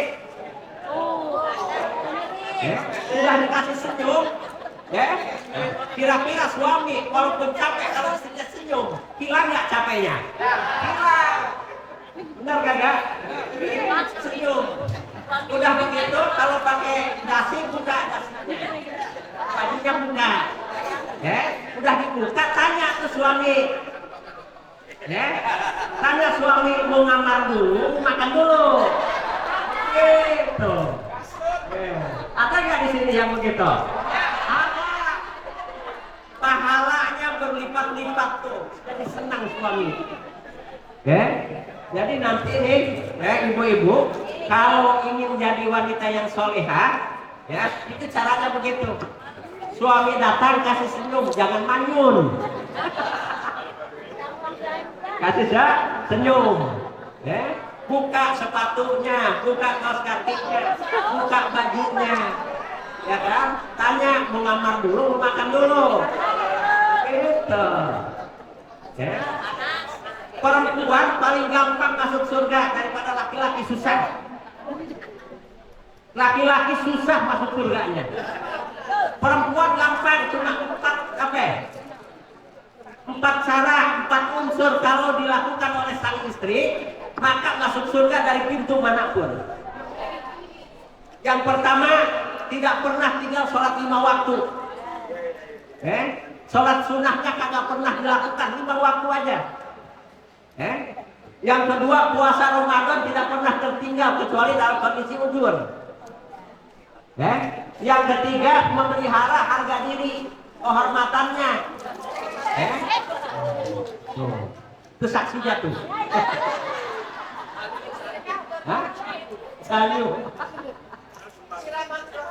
Siraman rohani. Kalau itu namanya siraman apa ya? Badani itu. Itu yang ketiga. Jadi subuh para ibu-ibu jaga. Hanya milik suami. Tidak boleh diperlihatkan kepada orang lain. Ya kan? Itu. Kalau ibu-ibu pakai baju yang bagus itu di hadapan suami. Jangan kondangan cari yang bagus, yang baru dikasih suami, ya kan? Dengan pakaian apa? Jangan pilih pakaian yang paling cakep, parfum yang paling mahal, semprotin, ya kan? Itu di hadapan suami. Itu yang ketiga. Yang keempat, taat dan patuh sama suami. Ya kan, kalau suami, ya kan, minta izin mau nikah lagi, kasih izin.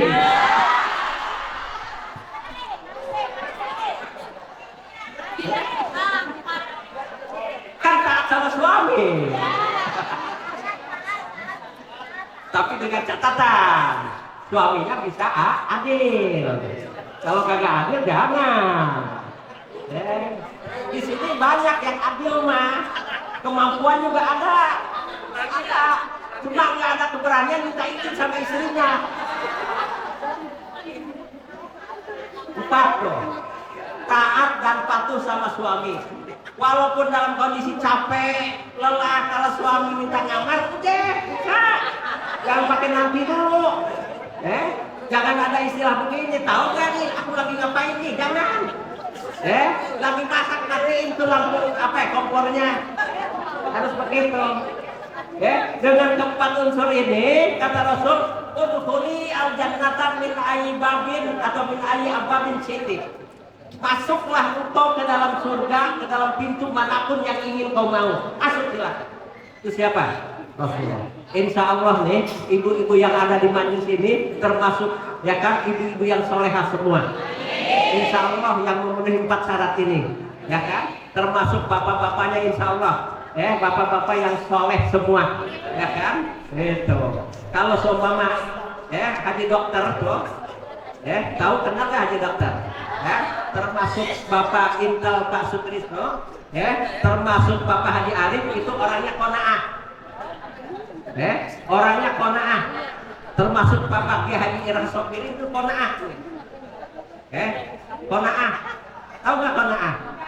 Qanaah itu merasa cukup dengan yang ada.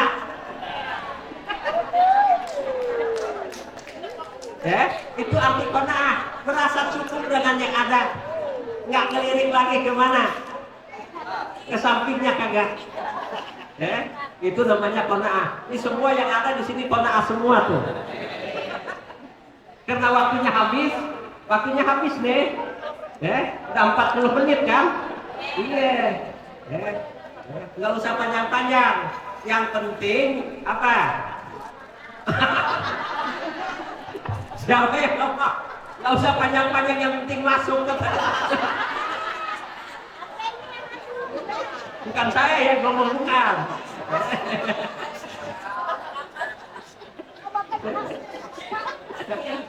Udah ya, mudah-mudahan apa yang dipaparkan malam ini, hari ini, ya kan, walaupun singkat, ya kan, padat, bisa dipahami oleh para hadirin semuanya. Mudah-mudahan Allah memberikan, ya kan, itu hidayah kepada kita semuanya, ya, memberikan keberkahan, keistiqomahan di dalam menjalankan ibadah dan kebaikan-kebaikan. Sekian, Assalamualaikum warahmatullahi wabarakatuh.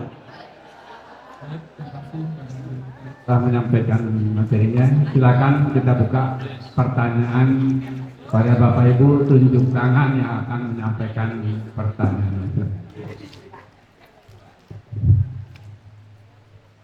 Assalamualaikum warahmatullahi wabarakatuh. Waalaikumsalam warahmatullahi wabarakatuh. Tadi Kak Ustaz bilang kalau yang punya suami, kalau suami sholat di masjid, istri di rumah pahalanya sama.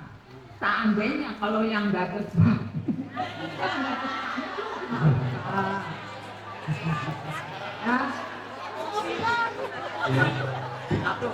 Satu pertanyaannya. Satu aja. Seandainya ada wanita, ibu-ibu yang nggak punya istri, yang nggak punya suami, ya kan? Para ulama, menganjurkan supaya nikah lagi, termasuk bapak-bapak, ya kan, yang sendirian harus nikah lagi, itu ngajurin. Baik, yang belum yang nggak punya suami, bagaimana supaya pahalanya sebanding dengan yang punya suami, ya kan? Gitu. Bersedekahlah, kepada, ya kan, orang-orang yang sering berjamaah di mana? Di masjid. Siapkan, ya kan, kopinya. Kalau pagi-pagi subuh tuh, siapkan snacknya, ya kan, insya Allah, ya kan, pahalanya membandingi dengan yang 27 rakaat walaupun nggak punya suami. Jadi harus apa ya? Harus banyak sedekah. Paham? Ya.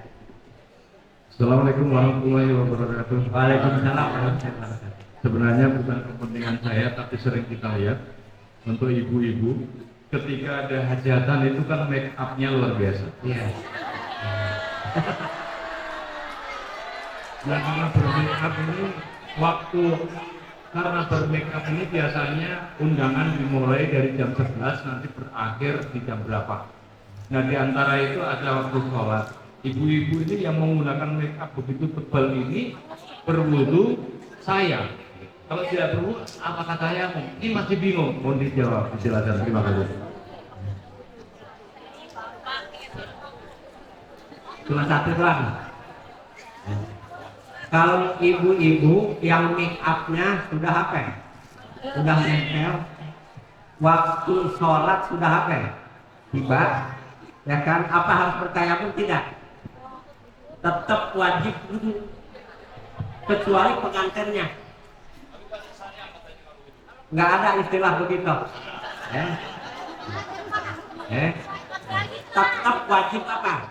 Wajib wudhu. Nah, tinggal pick up lagi. Sebab kan hanya sebentar doang, ya kan? Datang ke tempat hajat, paling juga 15 menit, selesai makan pulang lagi, itu. Tapi kalau pengantin, di meet up, itu lama, sampai berjam-jam apalagi maghrib dekat ke isya, ya kan? Kalau bagi pengantin, boleh dia tidak bertayamum tapi boleh sholatnya di jamaah. Boleh sholatnya di apa? Di jamaah.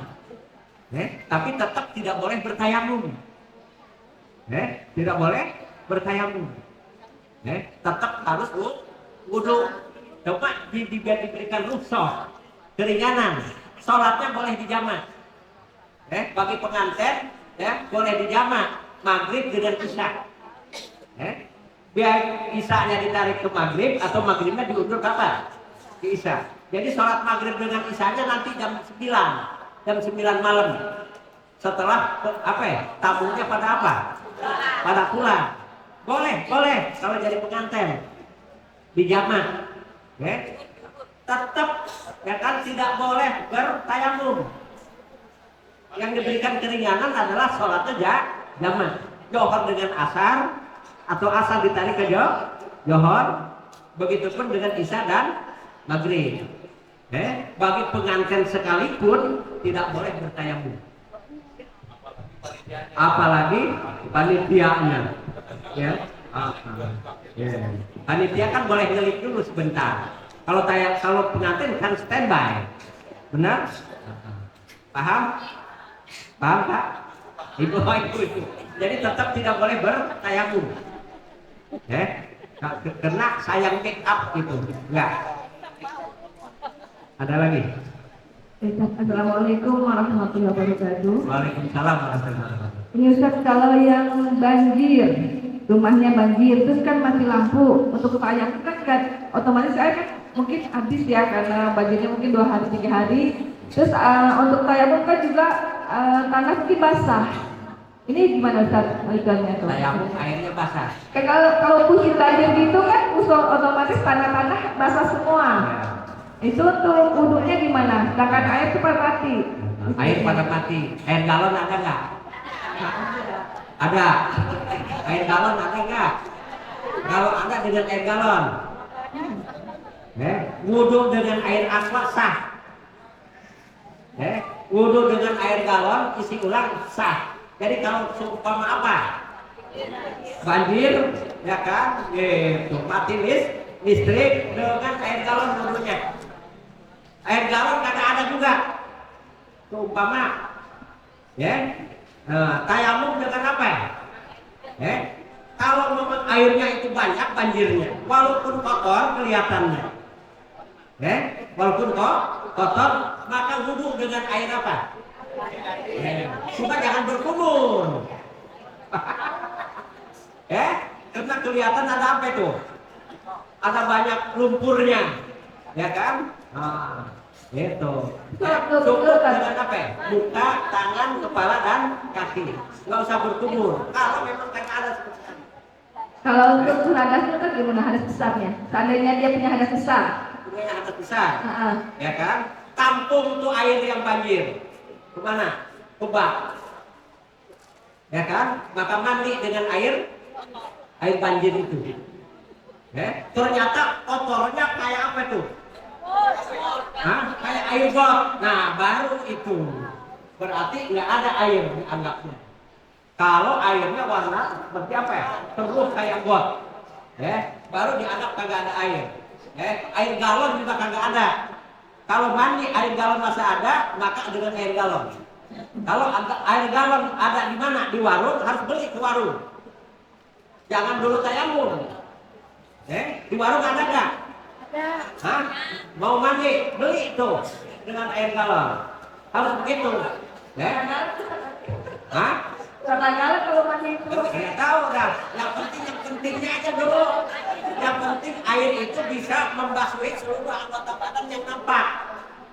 Sedikit-sedikit aja dulu. Gosok-gosok. Harus begitu dulu. Kalau memang kagak ada, yang jual air galon juga kagak ada, dengan yang lain kagak ada, baru tayamum. Tayamum itu alternatif yang terakhir. Bagaimana caranya? Yaitu dengan debu yang ada di dinding rumah. Ya, paham Ibu? paham Jadi Ustaz. kalau semuanya diusahakan udah kagak ada, baru dengan cara tayamum untuk menghilangkan hadas besar. Yaitu tayamumnya dengan debu yang ada di dinding. Walaupun Yakinkan. dindingnya lembab Ustaz. Hah? Hujan badai itu dindingnya lembab gitu. Itu diyakinkan aja ada debu di situ gitu. Nyari yang nggak ada lembab, yang nggak banjir air. Masa dinding itu sampai atas tuh apa ya? Sampai ke atas masa kerendam. Kalau air itu kerendam apa ya? Dinding itu kerendam air, berarti kita nggak ada yang di dalam. Paling segini gitu ya. Kalau segini masih bisa kita tayamum. Ya, walaupun yang penting tidak basah. Yang penting tidak basah dengan air. Ya, kalau hanya lembab-lembab dikit nggak ada masalah. Paham? Masih ada waktunya, Ustaz? Masih.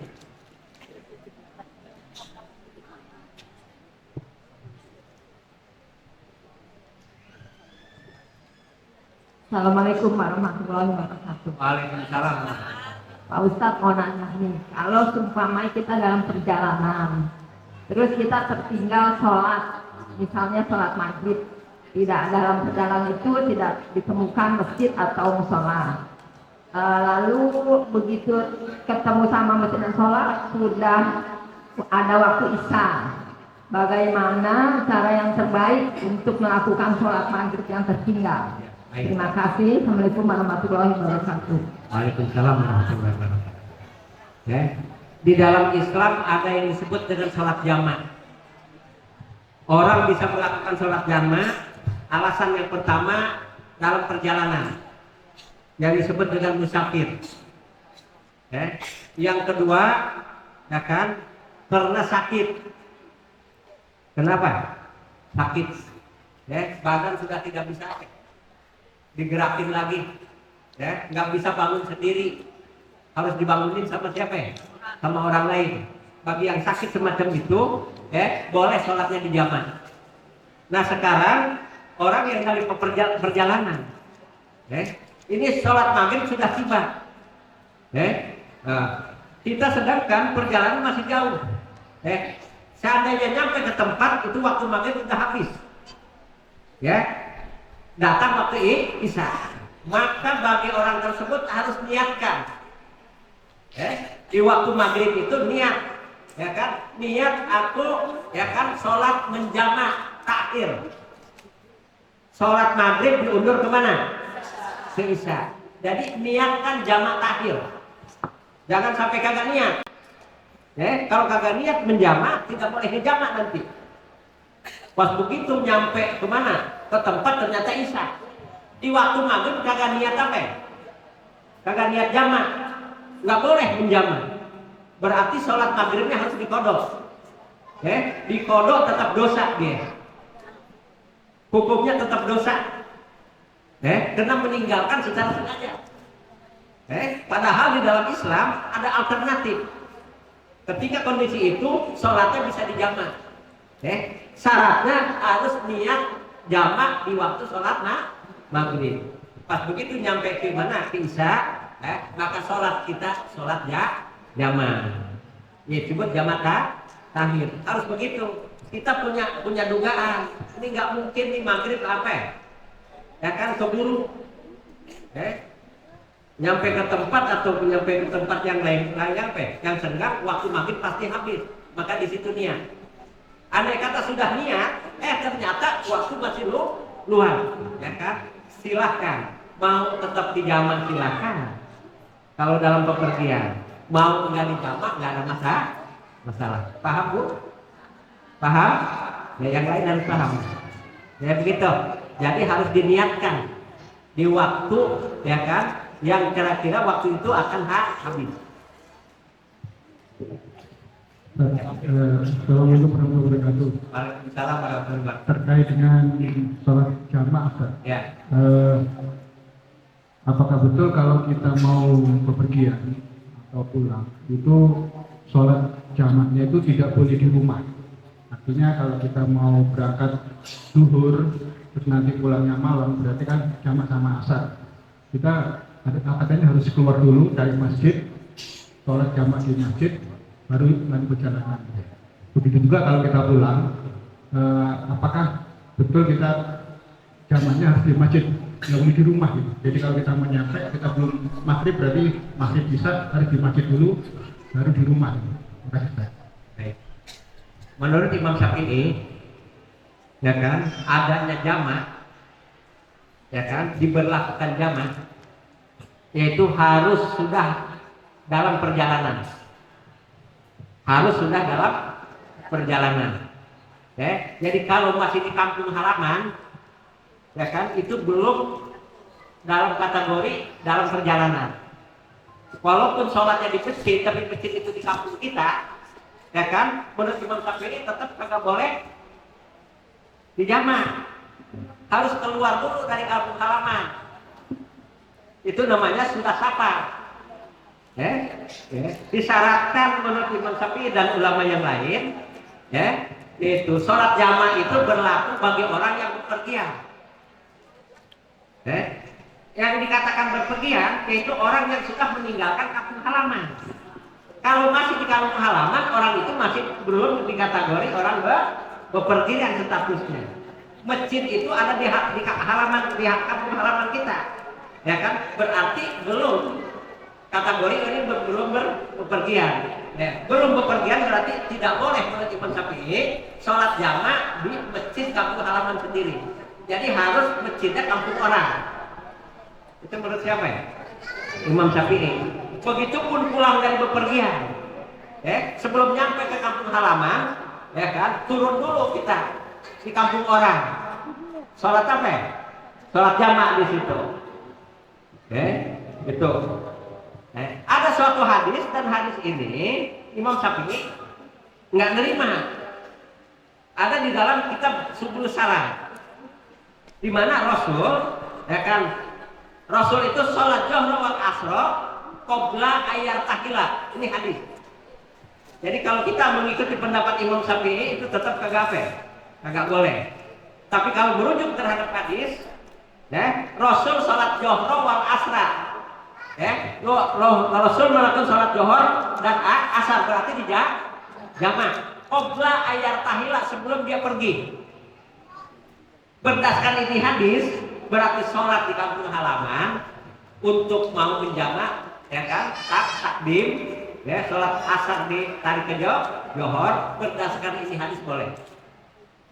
Jadi dasarnya hadis ada di dalam kitab Subul Salam. Paham? Kalau berdasarkan Imam Syafi'i tetap harus keluar dulu. Harus sampai keluar dari kampung halaman baru boleh menjamak. Paham tadi?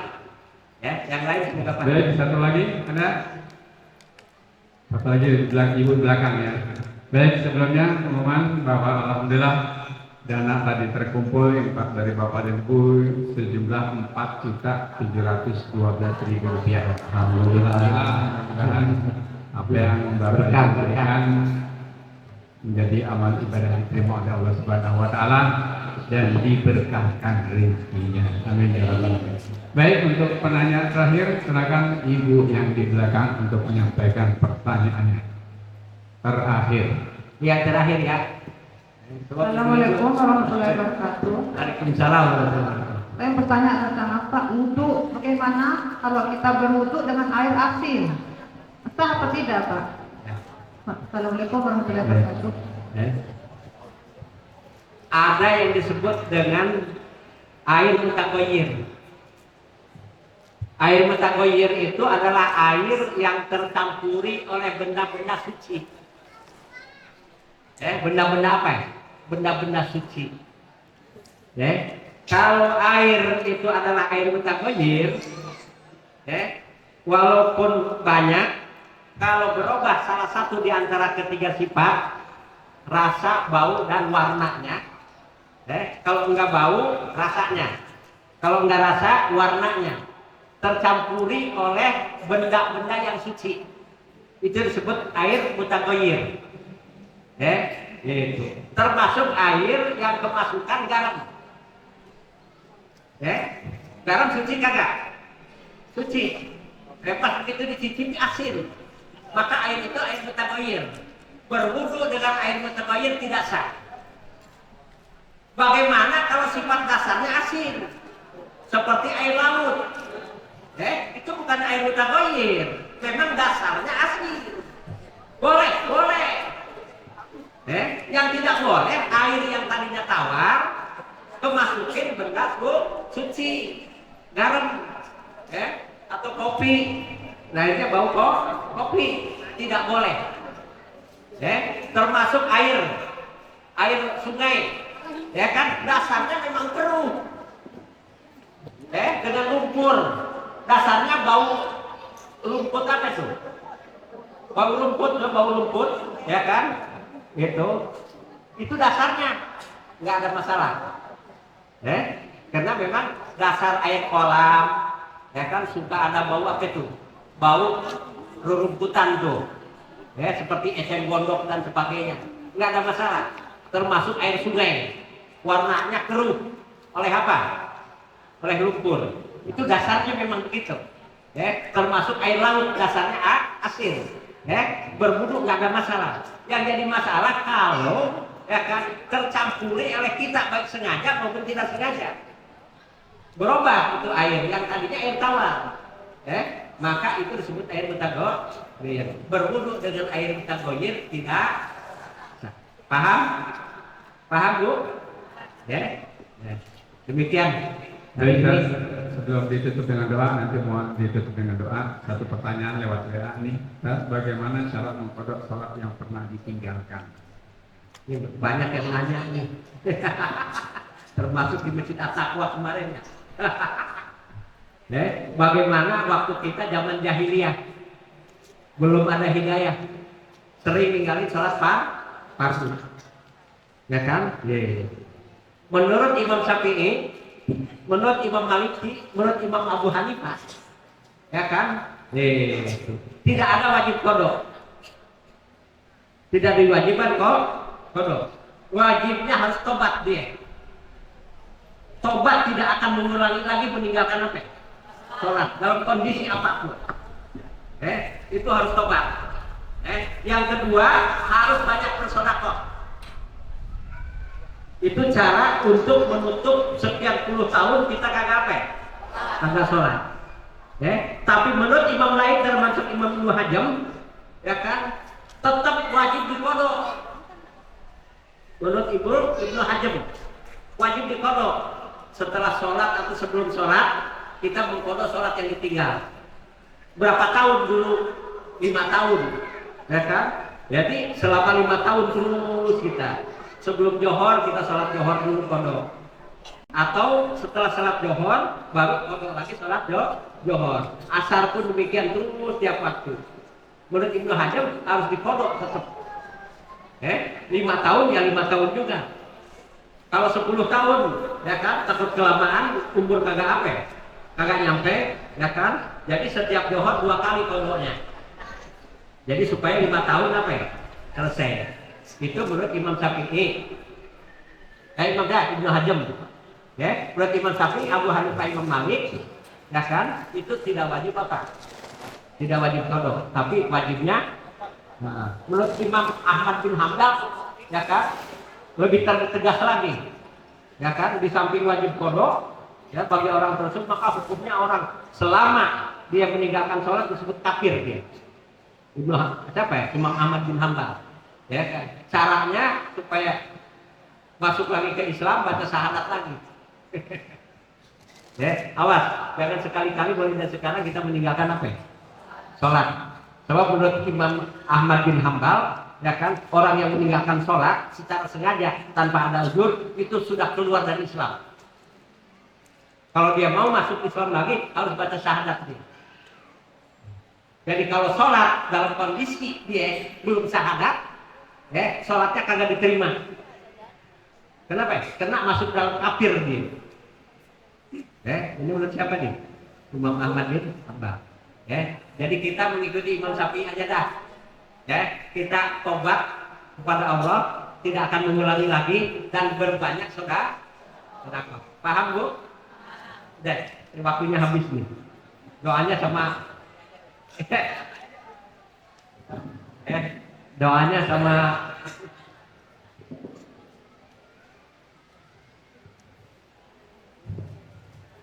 Baik, Bapak Ibu, alhamdulillah kita telah menerima kajian pada hari ini. Insyaallah mudah-mudahan sangat bermanfaatnya. Kita sama-sama akhiri dengan bacaan doa. Astagfirullahaladzim, astagfirullahaladzim, astagfirullahaladzim, Allahumma shalli wa sallim ala sayyidina Muhammad fil awwalin wa sallim wa radata barata wa sallam kuda sabi sayyidina Rasulillah ajma'in. Bismillahirrahmanirrahim. Alhamdulillahirabbil alamin. Hamdan yaqina wa ikafi mazidan. Ya Rabbana lakal hamdu wa syukur kaman bagi jalal wajhil karim wa sultani. Allahumma shalli ala sayyidina Muhammad wa ala ali sayyidina Muhammad. Rabbi ajina nashkura ni'matika allati an'amta 'alayya wa ala walidayya wa na'mal salihan tardaha wa adkhilna bi rahmatika ya arhamar rahimin.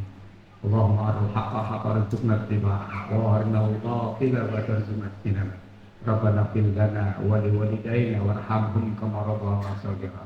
Rabbana hab lana min azwajina wa dhurriyyatina qurrata waj'alna lil muttaqina imama. Rabbana atina fid dunya hasanah wa fil akhirati hasanah wa qina adzabannar.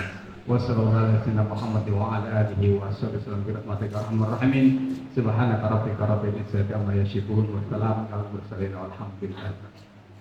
Baik Bapak Ibu, kita akan jumpa kembali di minggu ketiga bulan Desember 2025 yang insya nanti bertepatan dengan acara haul dari salah satu keluarga yayasan yang kalau nanti akan dijalankan salam secara tidak. Salam mudah-mudahan Allah panjang umurkan, Allah panjang umur kita, Allah sehatkan pada kita bisa jumpa kembali di minggu ketiga bulan Desember. Wallahul muwaffiq ila aqwamit thoriq. Assalamualaikum warahmatullahi wabarakatuh.